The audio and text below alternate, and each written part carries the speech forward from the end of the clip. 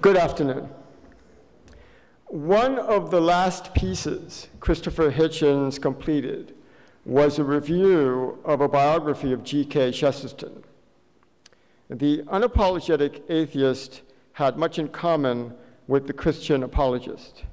They were both prolifically outspoken, sharp-tongued bon vivants who read whole libraries and wrote with irresistibly quotable style. In his thriller, The Man Who Was Thursday, Chesterton describes a character thusly. He seemed like a walking blasphemy, a blend of the angel and the ape. The same can be said of Mr. Hitchens, whose hybrid nature, its seemingly irreconcilable highs and lows, defied easy characterization, often to the consternation of his many friends and foes. But alas, he is gone. Next month marks the first anniversary of his death. Today, we've assembled a panel to discuss Mr. Hitchens' posthumous work, Mortality, a collection of essays that describes his experience. He would have hated calling it a struggle or battle with stage 4 esophageal cancer. Carrie Goldstein was Hitchens' publisher. In addition to Mortality, he has reissued 3 of Mr. Hitchens' infamous screeds: No One Left to Lie To, his indictment of Bill Clinton, The Trials of Henry Kissinger, and The Missionary Position, which exposes the lies of that thieving, fanatical Albanian dwarf, Mother Teresa. Carol Blue is Mr. Hitchens' widow. They were married for over 20 years. She contributed the love leaf afterword to Mortality. Like her husband, she inspires without succumbing to sentiment. And Martin Amis, most of you recognize him. Quite frankly, one of the best writers in the world. His latest novel is Lionel Aspo, State of England. But he was also Christopher Hitchens' best friend, a brother in all but DNA. About their 40-year-long friendship, he once said, "It was always bright and sunny, always May, even when it ended on that sad December day." Please welcome our guests.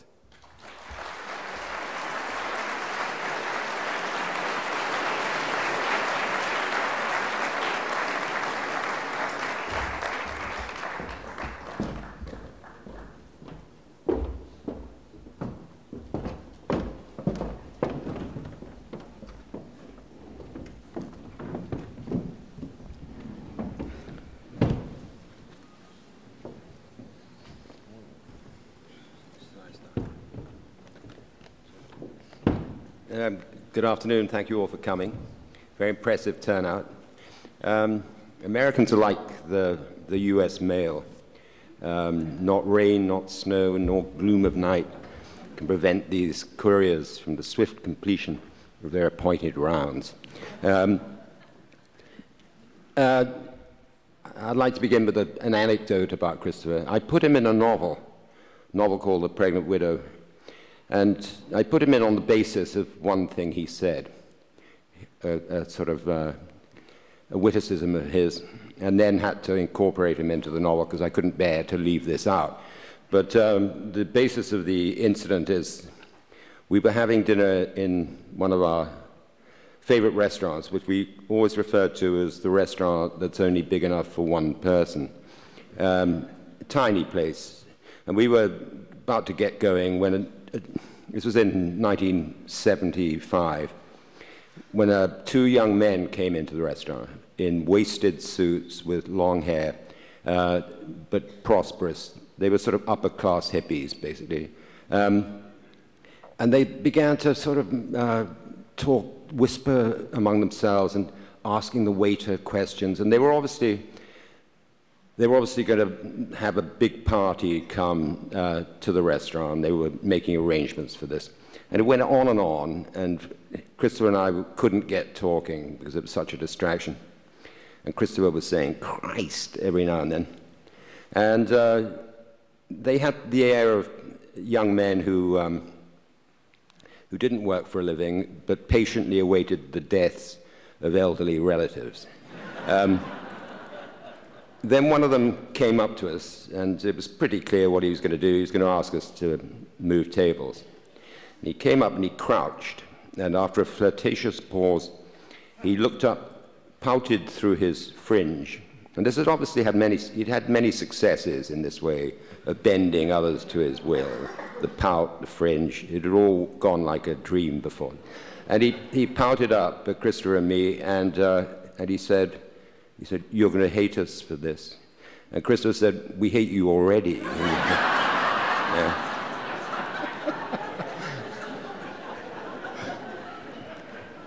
They sent over a terrified bottle of Valpolicella about half an hour later.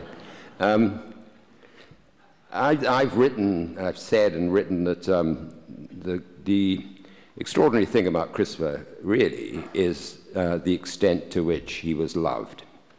Not just by us, but by you. And for a very sort of naughty essayist, this is quite a distinction. And I've often wondered why it is so. And one must not discount superficial reasons, because we do love people for superficial reasons as well as for profound reasons. But I'd have thought his terrific good looks had something to do with it. Yeah.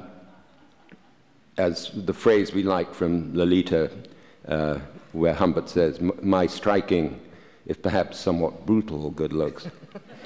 But Christopher's weren't brutal, but they were very sort of telegenic, photogenic, and mnemogenic, very memorable looks.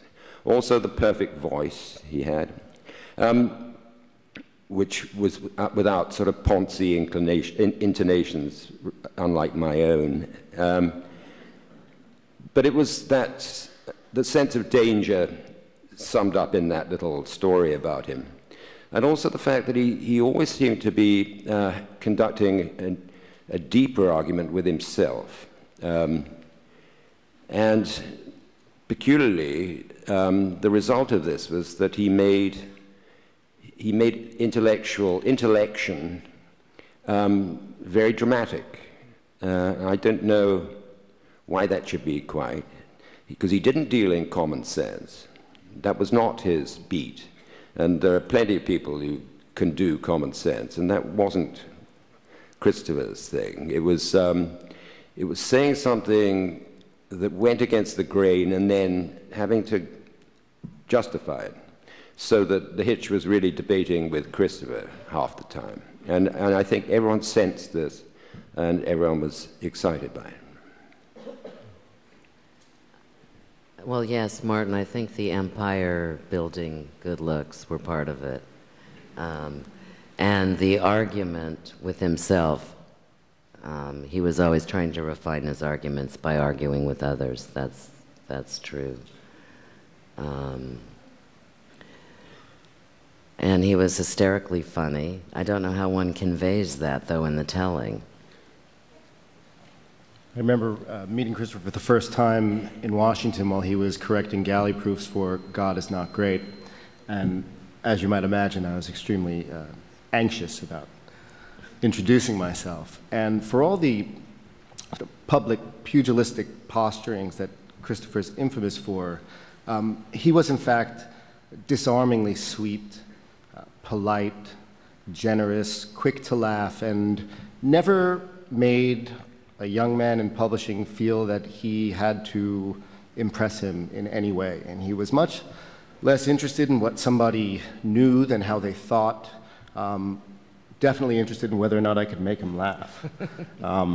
And he was just a very kind and appreciative writer, and I've been lucky to work with some fantastic people, but there is no single writer or person I've worked with in publishing who made the impression on me that Christopher did.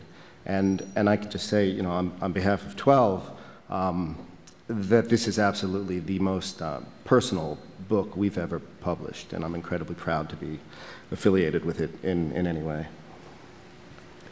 You're right to stress his sort of graceful manners.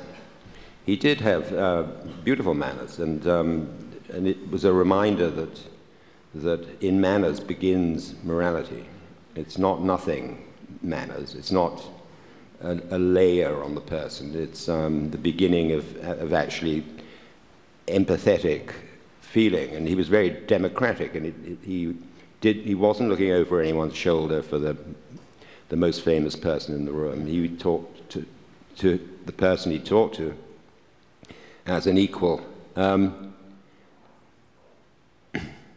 But again, always the possibility of something abrasive, and that was very stimulating. But it was always deliberate. If he was abrasive or argumentative or even somewhat cruel in his riposte, he meant to do it. Yeah, but it was a sort of a habit of his to say something that made people jolt back somewhat. Another story that I like very much is I was playing tennis with a psychohistorian, Robert J. Lifton, author of The Nazi Doctors and many other books. And Christopher joined us at the tennis court just as we were finishing. Needless to say, Christopher wasn't going to play tennis. And Bob Lifton had just beaten me 6-love, and he was 23 years, and still is 23 years older than me. So he was feeling very pleased with himself. And as he toweled himself down, having been introduced to Christopher, feeling very vigorous and manly, he said, there are so few, he said, quite typically, he said, there are so few areas of transcendence left open to us in these times. There's sex, there's sports, there's art. And Christopher said, oh, and don't forget the miseries of others, he said. the languid contemplation of the miseries of others, that this should be a transcendent pleasure, I thought was quite daring. Well, also, I think he just said it in the way Oscar Wilde might say something, because he wished everyone well. He was the least competitive, most generous person, really, I've ever met. So I think he would really wallow in the happiness of others. It just was a good line. Yeah. We spent quite a bit of time traveling together for the various books that we were able to work on. Would you pass that? And you know, you spend a lot of time on the road with somebody. You're in cars, you're in trains, you're on planes, and there's a lot of downtime, and you begin to talk about your life. And you know, Christopher was performing. He was working, and he understood what his job was, and what he was traveling for. And so you'd speak, and I didn't think for a second that he had heard a single thing I'd said to him. And then 3 months later, he would bring up the most specific thing that I had said when he wasn't listening. You know, I didn't think he was listening. But people talk about his memory, but it wasn't just for words on the page. I mean, it was really for every detail of an interaction and specific questions about my life, which I couldn't imagine. As much as it might seem hard to believe, that's because he cared. Yeah. He did. He did. You couldn't get through an airport because every single person who would stop to say hello or to ask for an autograph, he would stop what he was doing and look them in the eye and ask them about themselves, and, how they knew who he was. Martin, what do you think he would think of this love fest we're presenting so far? No more than is due, I think. And he loved all this, any kind of interaction with his readers, as we all do, and he came to be quite addicted to it. And I was walking to a cinema with him. It was our habit to go and see the most violent or horrific film available. And on this occasion, in Southampton, in Long Island, we were pathetically reduced to Wesley Snipes. And I said to him as we were walking to the cinema, I said, no one's recognized you for 10 minutes. And he said, 15 minutes. And I said, do you mind? I mean, either way. And he said, oh, he said, yeah, I get more and more pissed off, he said, when they don't come up and salute me, and I can't have a chat with them. he said, you know, what do they know? What do they care? What do they feel if they don't recognize the hitch? And that use of the third person, referring himself in the third person, was typical. And it doesn't always go with perfect mental health. Almost never. For instance, I said, you're very famous in Cyprus. And he said, yes, because I'm a great friend of the Cypriot people. And I said, and is it in the press when you come to Cyprus? He said, yeah, it says on the front page, Hitch flies in. And I said, what does it say when you leave? It says, Hitch flies out. But on this occasion, the stroll to the cinema, we got to the cinema without him being recognized. And then there was an old party, elderly party, sitting on a hydrant. And as we approached, he sort of woke up, and I could tell he was going to say something. And I thought, we're going to be late for the film, because Hitch will want 10 minutes with this old guy. But as we came past him, he just said, do you love us or do you hate us? He said, meaning Americans. He wasn't speaking for himself and his wife. He meant Americans. And Hitch slid into the cinema behind the doors, and as he was going in, he said, depends on how you behave, he said. And I always thought a great remark, and sort of perfect, and he didn't linger. But it suggests a more logical kind of person than he was.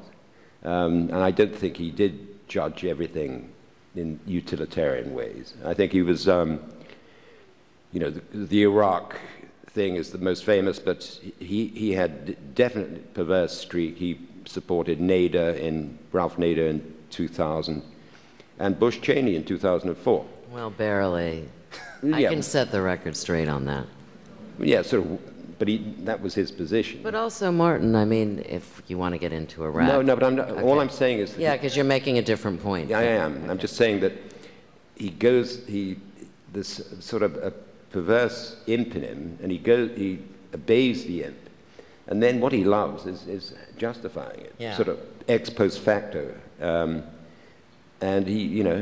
no one on earth wanted him to debate him on any of these topics, because he could beat Cicero plus Demosthenes in debate.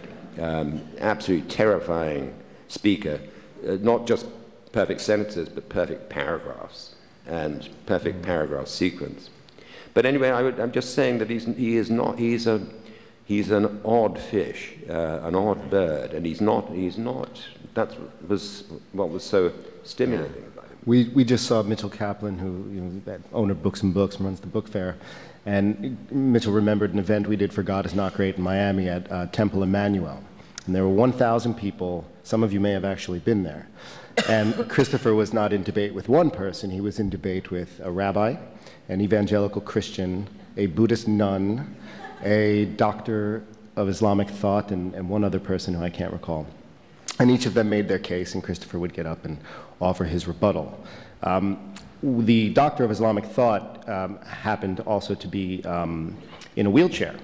And so after Christopher finished sort of systematically taking down each of his opponents, he then looked at the crowd and he said, surely you must be thinking, he can't go after the woman in the wheelchair. But I assure you, you are wrong. The nun. The nun. So.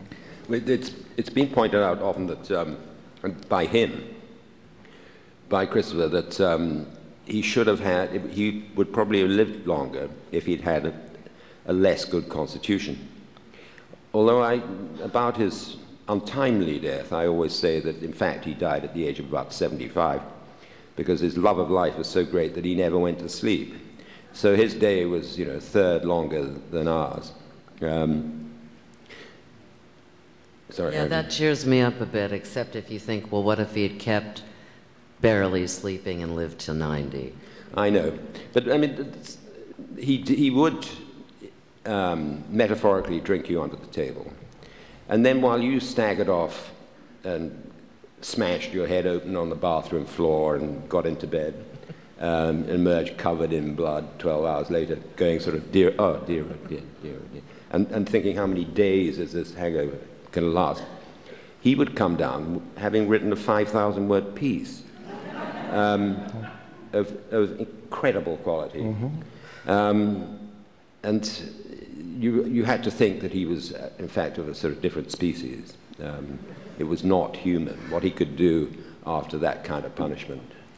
You know, there's a lot of myth-making and legend-making with certain kinds of writers like Christopher, but the problem is that everything you hear is only half as fast and as good as he was. It was really something. It was literally a 5,000-word story on deadline at 4 in the morning, turned in at 7. Sure. And he didn't like people to know that. In fact, he often, in the old days when he used to send by fax, because I've known him that long, he used to write the piece, then come back and join the company after dinner and just leave it on the fax machine and wait and send it the next morning, because he didn't want them to know how the time it took between when they called and assigned it and when he had written it, which was usually about 30 minutes. There's a special sort of breed of people, and I'm thinking of Anthony Burgess and John Updike. And it's been some amateur psychologist wrote of Burgess, I think, that they have pressure on the cortex, these people, where there's eloquence is pressing down on them, and they have to sort of release it as an underground well would release a spurt of water. That it's that they can't not do it. And you know, John Updike wrote 100 books in his life, and the prose of a fantastic quality. And you just have to, you know, bow out and hold their coat while they do that. You can't compete with it. But he was also, surprisingly, when he would deliver, whether it was a manuscript or I gather his essays as well, for various publications, sort of objective about it. He'd turn in his piece and there might be one or two things that he would aggressively fight for, but was sort of turn it over and let you do what you know, there was nothing to do, really. There was nothing to do, but if, you know, often his editors say we need to cut, you know, 1,000 words for ads of perfume or whatever it might be, he would just say, okay, and he'd find 1,000 words and get rid of it. Well, I think he's completely open to suggestion. Not to say he didn't value his work and he was a hack. It's just that that was part of the craft and the work of having signed up for a certain publication. Well, you and I have spoken before about putting together Arguably, and there was this period of time where you and Christopher and Steve Wasserman were collecting these pieces from the past 10 or 12 years, and of course it came in, it would have been 1,600 pages. Yeah, it was far too much. And he was completely sort of agnostic about what we could get rid of or what we could keep, and he was very comfortable with whatever we needed to do. You were less so. Yeah, I hated seeing all those pieces being thrown out of the... It was fine with him. But it's astonishing to look back on that collection and think about the breadth of subjects that he was interested in and just how wide-ranging his work was. You know. Yeah, he would write. Well, for example, for Vanity Fair, he wrote the entire text to the Vanity Fair Hollywood book, not knowing who half these stars were till he read their files.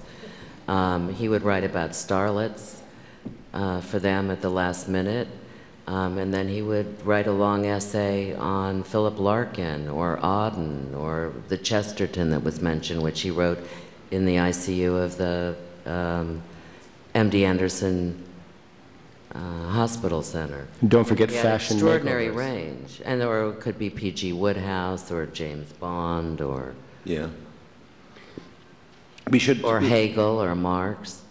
We should not to be morbid, but we should talk about his courage and the fact that his good manners, his sincere good manners, never deserted him. And you'd be sitting at his bedside in this hellish hospital in Houston, in the hospital district of Houston.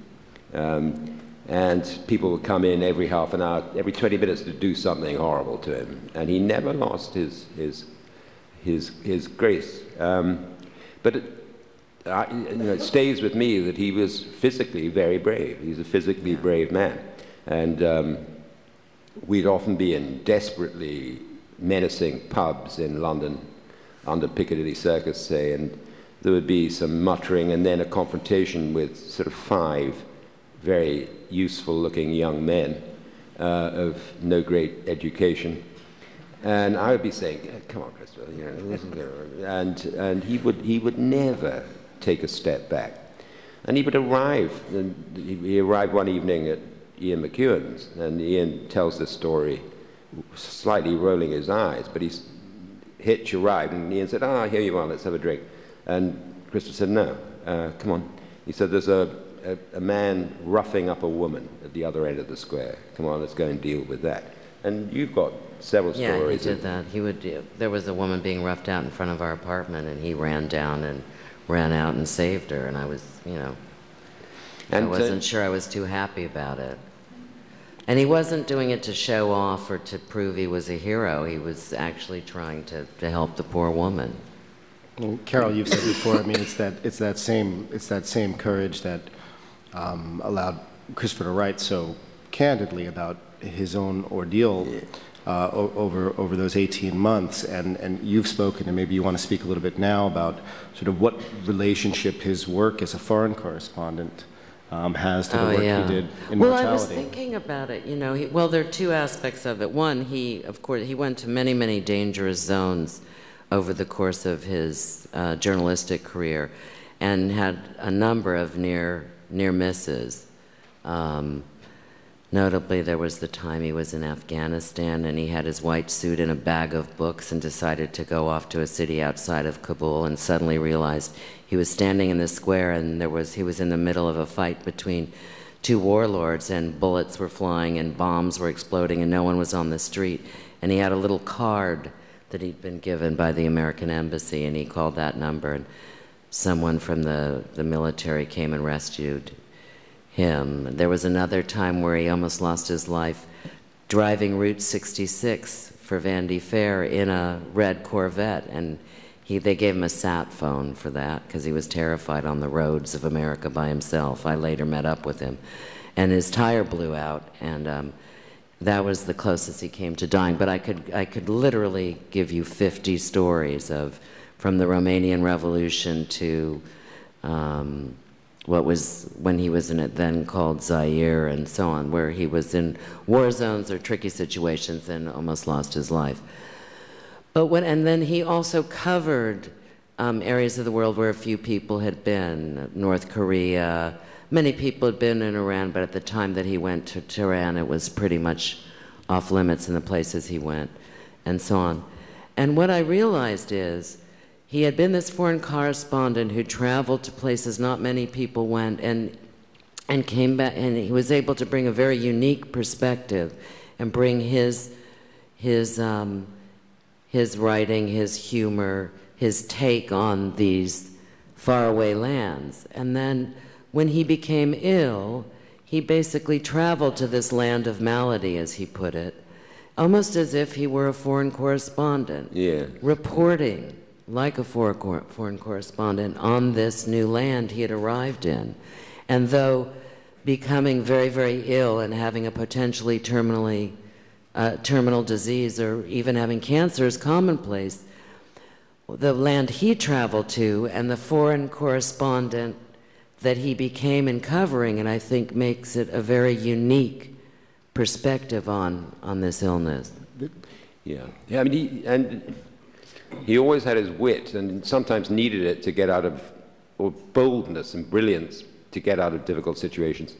A couple of months after September the 11th, he was in Afghanistan, Peshawar, I think, and he got out of his car, taxi, because he saw some Osama bin Laden T-shirts on display, and he wanted to buy some for his friends, so he bought half a dozen, and then as he was doing this transaction, the mosque opened, and 500 furious young zealots, and also an element of all this is very sexually frustrated young men,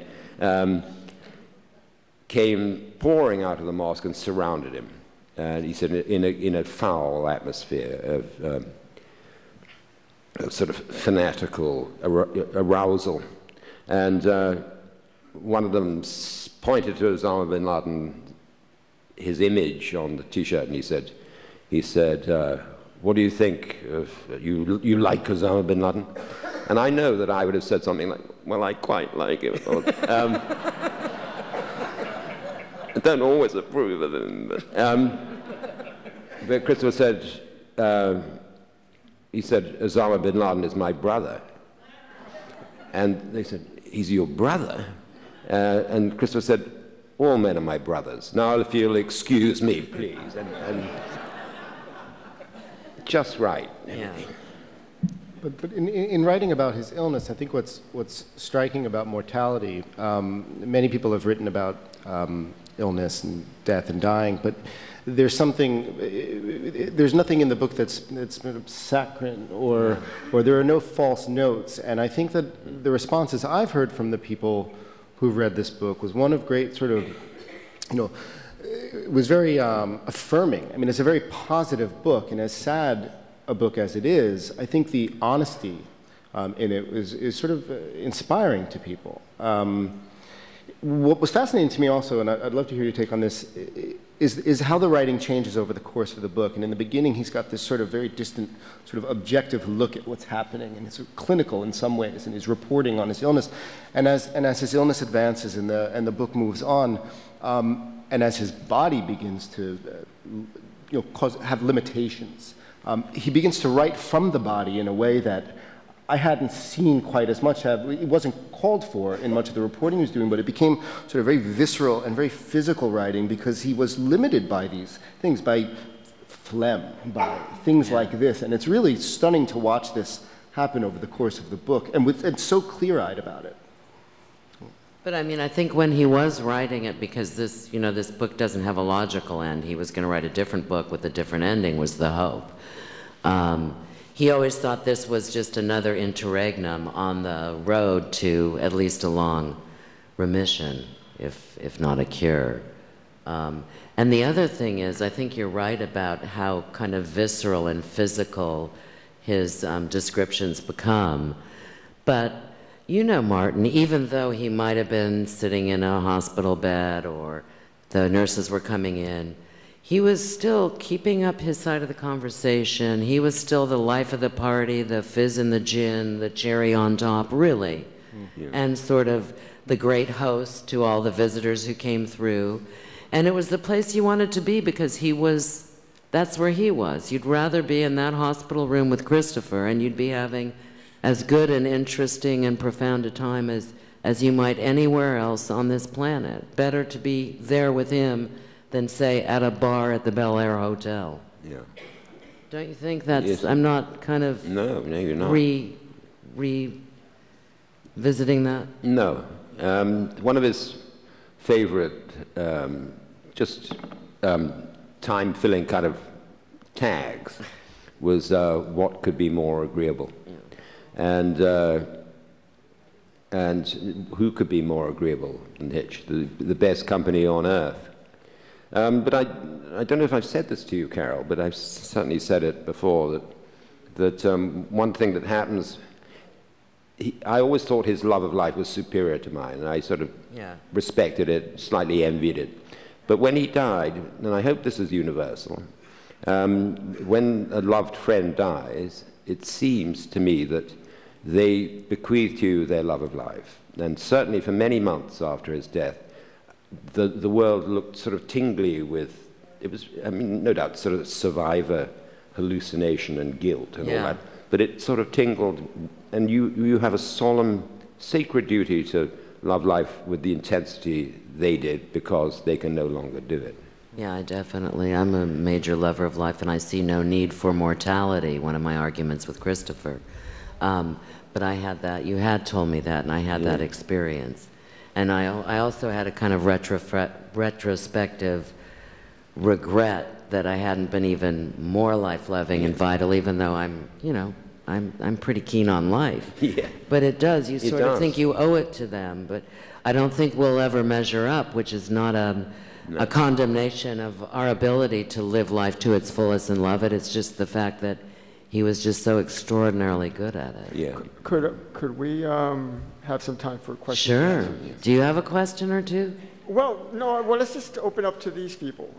If you do have a question, please go to the mics, or the mic.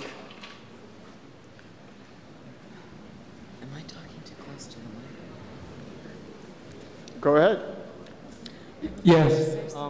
I was always quite grateful to him for going after Kissinger like he did. But his need to be contrary, to be the bad boy, seems to me to have overridden his good sense. Did he ever show any contrition, regret for teaming up with a bully boy like Bush? I don't think he never was contrary just so that he could continue this image that you suggest of the bad boy, actually. He could have gone, he was at the Oxford Union, and when he would argue one side, but he could as easily have argued the other side. He was trained that way. That's the way his mind worked. The dialectic is what mattered to him. But the positions he took, even if you don't concur with them, or they seem to depart from a certain kind of left liberal position. In fact, he took them because he believed them, he meant them, and he thought, and I agree with him in this, but that doesn't matter what I think, they were consistent. That is, say what you might about Iraq, he saw that as a liberation movement. He was an internationalist. He believed in bringing democracy to the world, and he thought the U.S. had been involved in Iran and Iraq in the most heinous and criminal way from the 1953 overthrow of Mossadegh all the way. I don't have to give you the whole history. And here, now there was an attempt to overthrow a terrible despot and liberate the country and bring a democratic movement. It may not have been executed well. It may have failed. You may not agree with it, but he really believed it, and that's why he supported it. It was not so that he could be contrary or to realign himself in a way that he would be perceived as, you know, unpredictable. So I don't think he ever tried to cultivate the bad boy image, and I don't think he was a bad boy. I will say that he did have a flair for showmanship, and it wasn't lost on him what the reputation served. That's true. Well, he did say once that the thought of preventive war gave him an erection.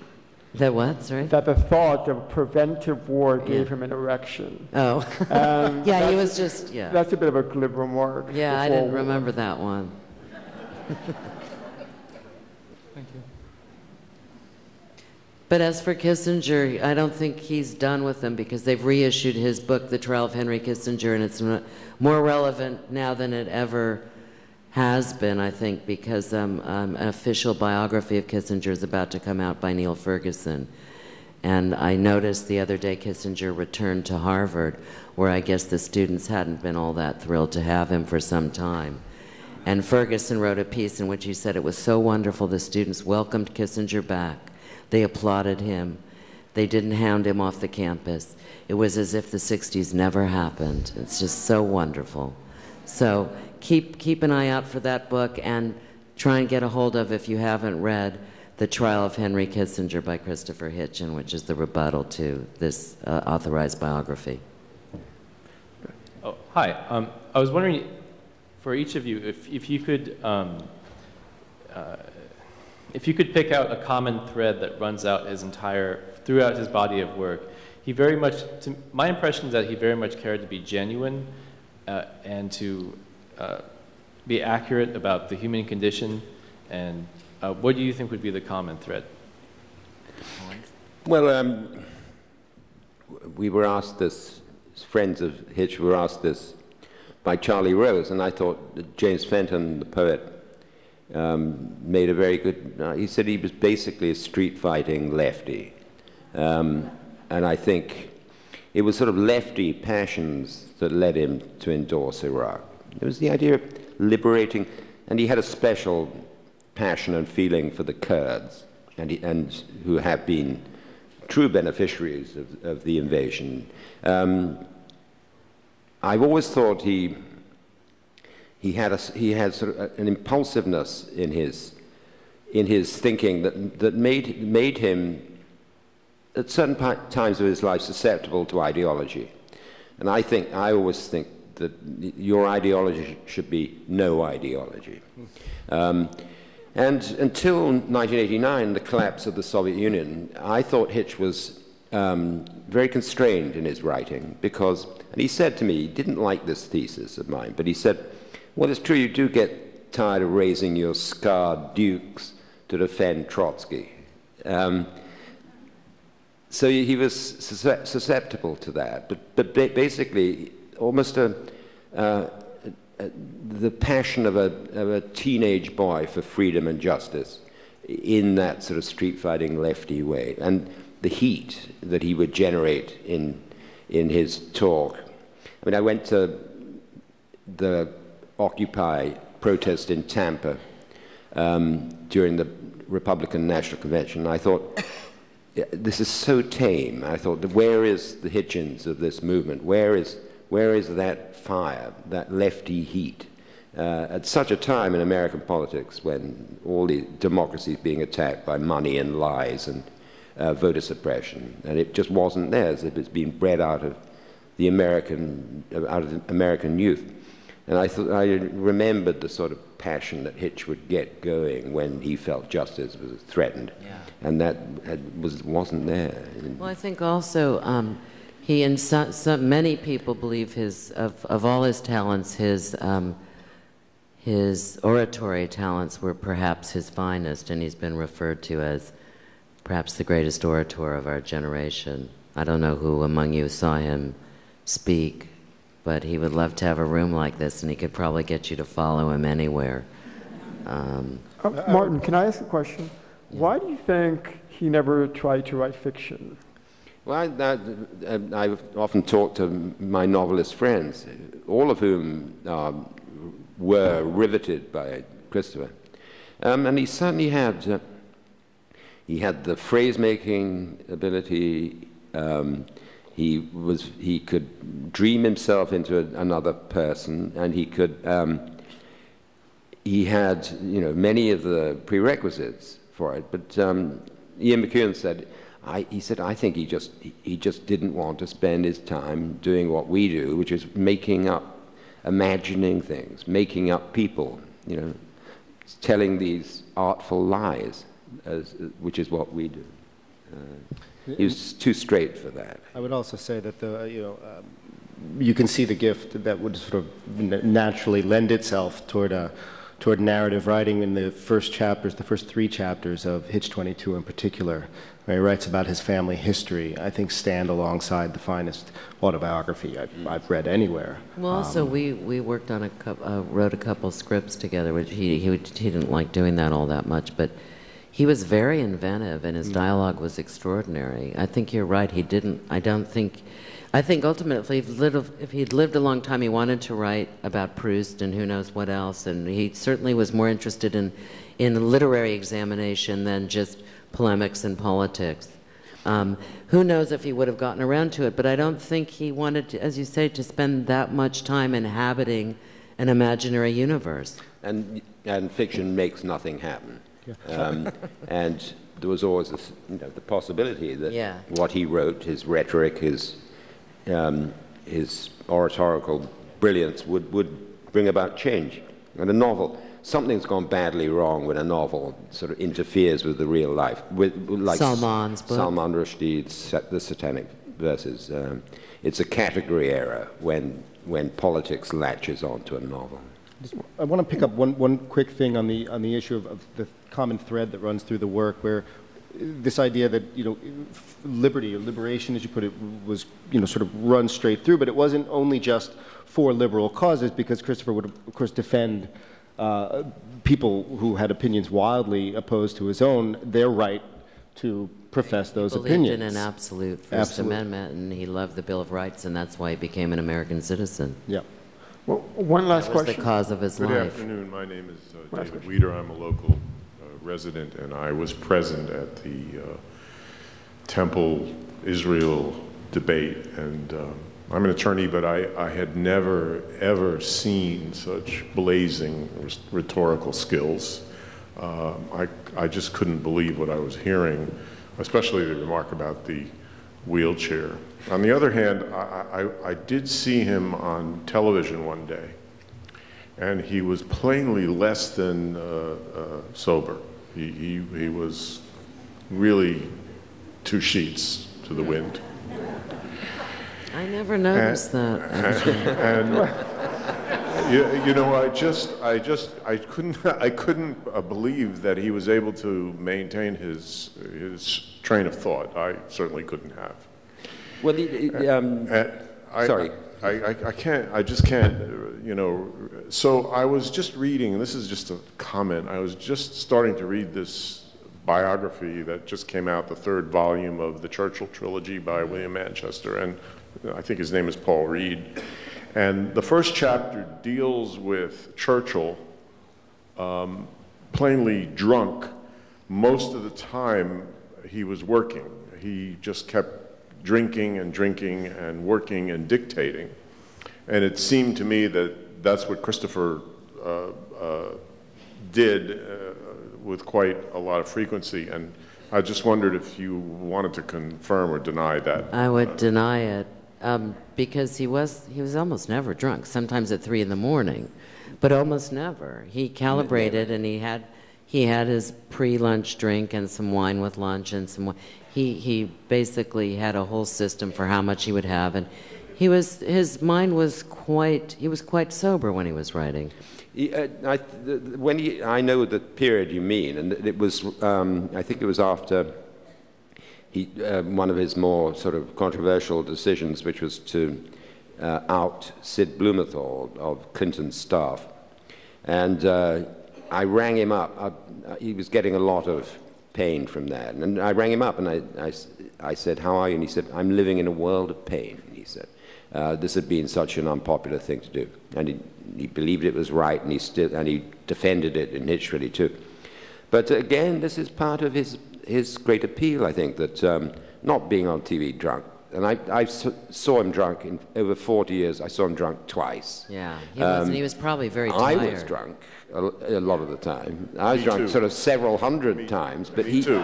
he was never drunk. Yeah, I would say, Martin, I think I've probably noticed 2 or 3 times late at night in 25 years. Very tired, and you know. But I just wanted to comment about the rhetorical skills being very Churchillian, in my opinion. I think better than that. No, I mean, no. But Churchill who cares was good. what I think? And what is your relationship to this person? I often thought he had many things in common with Churchill, including courage. And it was said, I inverted that Nabokovian thing. Nabokov said, "I think like a genius, I write like a distinguished man of letters, I talk like a child." I said, Hitchens the other way around. He talks like a genius, writes like a distinguished man of letters, and thinks like a child. Well, and they often said of Churchill that he thought like a child, that his mind was sort of whizzing around all over the place, and plus the rhetorical skills and the courage. Very like that. Well, I really That's do. Great I construction. really do miss him. He was one of my heroes. Thank Thank you. you very much, and thank you. Let's have a hand for our guests.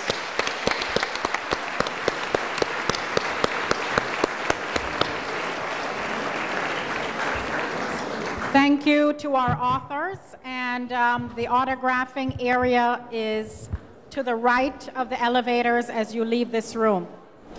At midnight tonight. We will be back on the air at midnight, and we're very pleased now to be joined here on Book TV by Carol Blue, who is now joining us to answer a couple of your comments, and we'll put you right there, Ms. Blue. We appreciate it.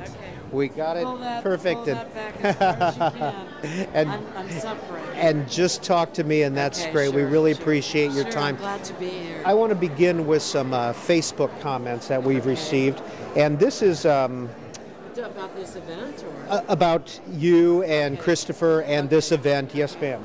We're going to begin with Liz Ann, and she says, "I wish Carol would tell how they met, their first date, something charming and romantic.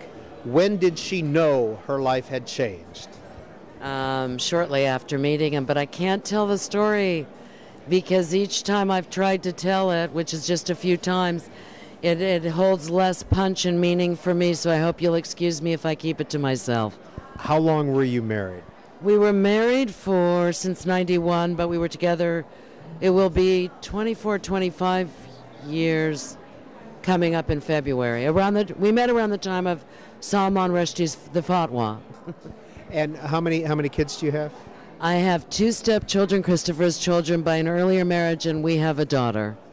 All right, another Facebook comment that we've received, and this is from Matt. And Matt says, was Christopher aware of the extent in which he inspired people to educate themselves? Maybe not.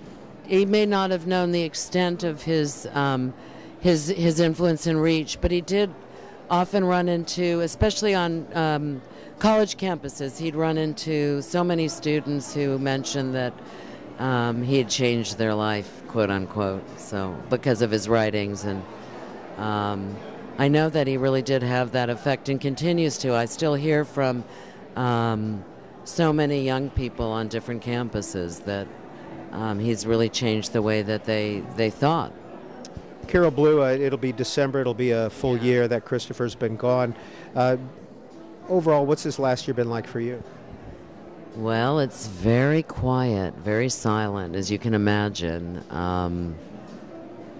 without him. I can't think what else to say. I understand why you ask it, but I think I need to get a little more distance on it before I could reveal that publicly. In the afterwords to Mortality, you wrote about finding scraps of paper all around the apartment and notes in books, etc. What's that like to find those? And do you have another potential book planned with all those notes? Well, people have talked about, the various letters that were written to him and from him, and the notes and various writings unpublished. So I don't know, eventually we'll get around to that. The publisher's keen. I can just say it's so, I think 2/3 or 3/4 of the books on the shelf have his writing in the back of them, and it's always wonderful to pull a book off the shelf and then see his writing. It's as if he's speaking again. It's really fantastic. And I found tons and tons of stacks of paper with notes I hadn't seen before when I was clearing the papers and the books away from the windows in preparation for the storm that never came to Washington. In Mortality, toward the end, and you also write this in the afterwards, you mention it, that toward the end of his life, and you put these in Mortality, just sentences or just a short paragraph or just words that Christopher was writing. Yeah, actually he was completely with it until the last day of his life and could have written a story for a magazine. It just happens that he he was writing on a hospital tray and typing instead of writing longhand because his arm was swollen from various IVs. So those notes in the back, the kind of fragmentary writings are just those notes he was typing that particular day in the hospital. One of the tweets we received for you comes from the Norwalk, Connecticut Library, and they say, thank you for writing the afterwards. You offer a new perspective on it. What was your goal with the afterwards? Well, I was asked to do it. I wasn't keen to, but I wanted to do it because it was the right thing to do. I was asked to reveal some side of Christopher, perhaps that he hadn't revealed about himself, but I didn't. I wanted to maintain the privacy of our family and protect our children's privacy. So, I was trying to figure out how I could give something intimate of myself or about Christopher that would also basically keep us out of the public realm, and I think I achieved that. So that's what I was trying to do. Why weren't you eager to write it? It was so soon. I wasn't really ready to contemplate him in that way for public consumption. But in the end, I tried not to, and I agonized, but in the end it kind of came spilling out over a couple hours as if it was Christopher writing it. Let me go back to the comments here. We have another one that I wanted to ask you about, and this comes from Sharon. And Sharon says, I would never miss a chance to see a debate or an interview with Christopher Hitchens, though I agreed with him only about 50% of the time. Well, that's the ultimate compliment, don't you think? Did you get that a lot from people? I don't agree with you, but I enjoy watching you. Yeah, people I think admired his craft and his technique and his brilliance at oratory. So. And Sharon goes on to say, the world lost a great mind with his passing. So, and here are some Twitter comments, and I apologize for stepping away and leaving our guest Carol Blue alone by herself for a minute. If I could get you to stand right there so the camera can see and then people could see as well. This is Stephen on Twitter. Okay. And you address this a little bit in your speech, but if you could expand, why did Hitchens move to the U.S.? To advance his career, or did he feel a sense of mission towards spreading his ideas? Well, no, initially he came, he always had been, he writes about in his memoir how he'd always been drawn in by America. And he came right after Oxford. He was awarded a special scholarship that allowed him to travel around America. And he went from the East Coast all the way to the West Coast and back through the South. And he felt a deep affinity for it, perhaps because of the founders' writing, because of Paine and Jefferson, how big and various it was. He'd always just felt, he said, this kind of visceral subconscious pull. But he came because Victor Noveski of The Nation proposed a swap between himself and an American writer at The Nation. So that Kai Bird, the Nation writer, went to the New Statesman, and Christopher came from the New Statesman to the Nation. Once having arrived at the Nation, never wanted to leave the Nation or America, though he ultimately did leave the Nation. In Hitch 22, he writes about his naturalization, taking the citizenship test. Did you go with him for that ceremony? I saw him study. Yeah, I was at the ceremony. It was a very small ceremony at the Jefferson Memorial, and it was conducted on April 13th, Christopher's birthday, which also happens to have been Jefferson's birthday, so it was kind of marvelous.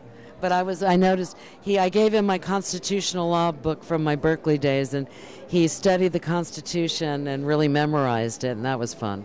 Well, Carol Blue, where did you grow up? And you mentioned Berkeley. Where'd you go to school? What's your background? A little bit about you. I grew up at where Stanford, California is, and I went to Berkeley to get away from Stanford.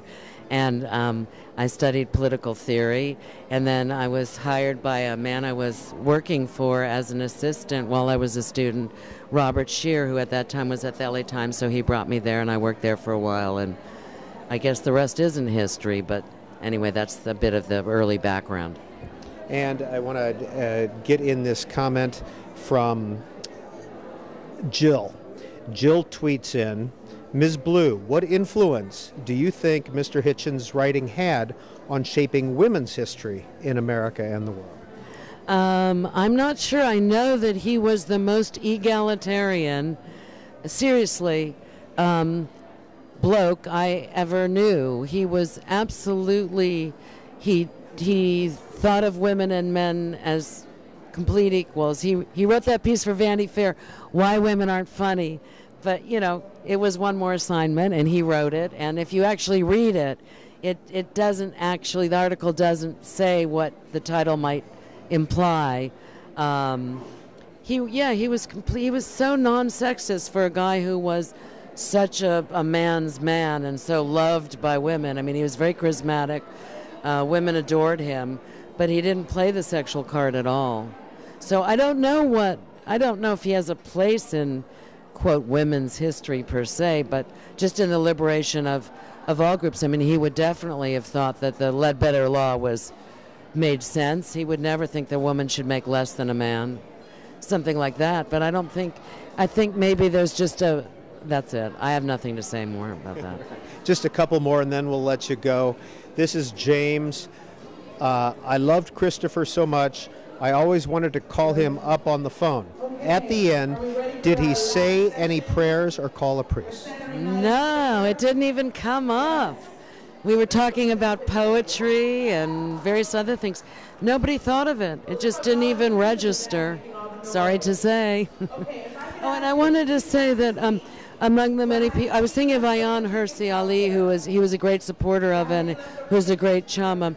She was many. I mean, I thought he did. If he really talked about women's rights as it pertained to the Mideast and Africa and various backward religious practices that treated women as as lesser citizens. Carol Blue. She has written the afterwords to her husband's book, Mortality. Here is the book. And finally, Carol Blue, when was this picture taken on the back? That was just a few months before he died. I'm not that thrilled with it. He looks so sad, doesn't he? But he still looks really handsome. Carol Blue, thank you for joining us here on Book TV. We appreciate I'm wiggy. I've been at this for hours. I think I sounded like a teeny bopper jerk. But anyway, thanks for having me. On TV now for the last 20 minutes talking to you. And her first question is, was that live? Well, we appreciate your time very much. I'm just so knackered. I'm so sorry, but thanks for having me. It was a pleasure to meet you. So that was Carol Blue, Christopher Hitchens' widow. Unscripted, as you can see right there. Well, we're here in Chapman Auditorium, and there's one more event in here.